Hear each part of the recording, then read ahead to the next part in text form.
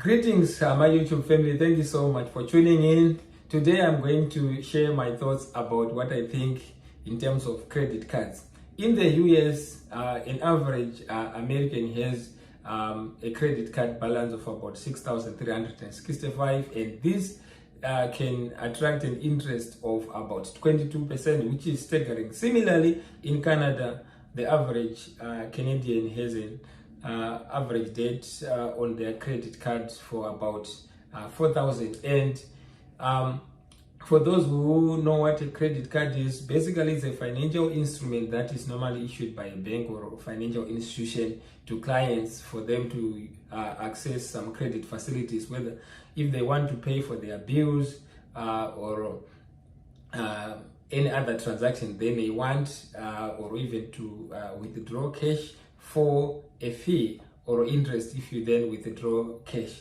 Now, the catch comes when you don't pay back the money on the window period as per the terms of agreement. But the interest can be like 22%, but in some cases it comes in two forms, like secured and unsecured credit cards. Those secured can be, let's say you have a house and then you go to the bank and say, can I have a line of credit? And what it means, if you then default on the line of credit payments, they can potentially come for the house, but it has a lower interest rate compared to one that is unsecured, which attracts higher interest rate. Now, the way that I look at it is that I look at the opportunity cost, basically the next best alternative that I could have invested that money for.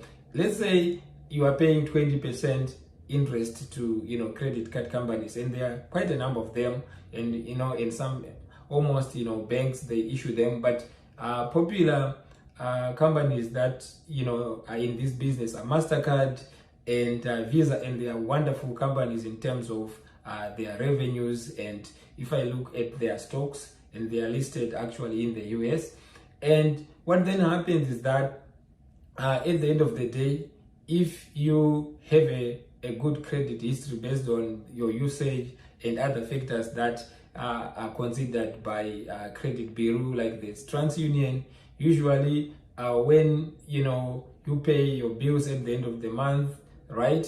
And if you default, usually there is that report that goes to those credit bureaus, and it can potentially make life difficult if you default, because now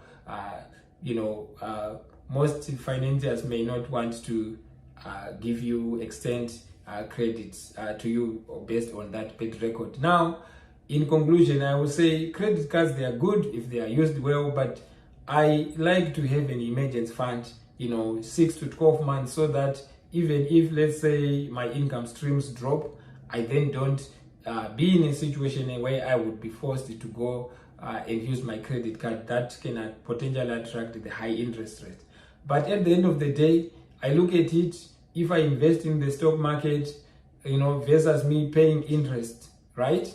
The difference is quite huge, because when I invest in the stock market or whatever, in real estate or other assets, I can potentially get a good return. And it's possible to also potentially lose money when you invest, in different securities. That's why it's very important to understand where you invest your money. And I like to specifically do my own research. Where I don't understand, I don't even consider investing in areas I don't understand. Recently, I was looking at a report that this research that I did for clients was to look at the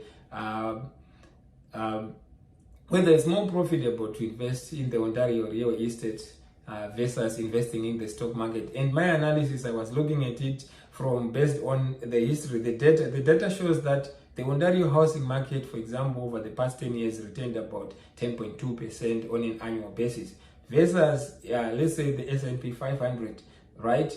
That returned about somewhat similar amount. And if I look at other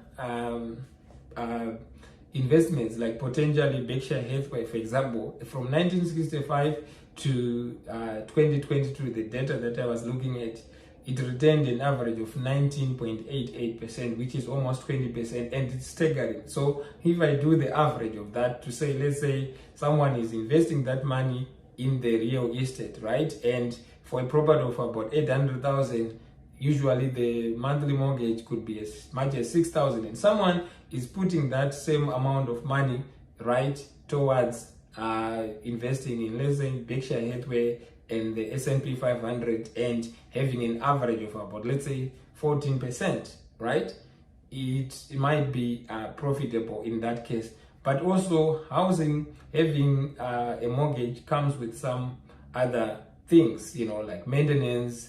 Sometimes maybe if you're renting it out, the tenant might be problematic, right? But in the stock market, you can potentially lose money as well, right? I was looking at Tesla today. It dropped by almost more than 10% because they missed their earnings expectations. But at the end of the day, if you really know your valuation and you understand the businesses that you invest in, the upside can be potentially huge as much as, you know, the downside. So the key, when I look at these financial instruments like credit cards, investing in the stock market, I think I like to be more comfortable in where I put my money. And more importantly, I want to be proactive in the sense that if I have a credit card, I make sure that I pay it off. But sometimes life happens, right? That's why it's important to have an emergency fund and to make sure that you understand the terms and conditions, right? Before you just sign and accept things like,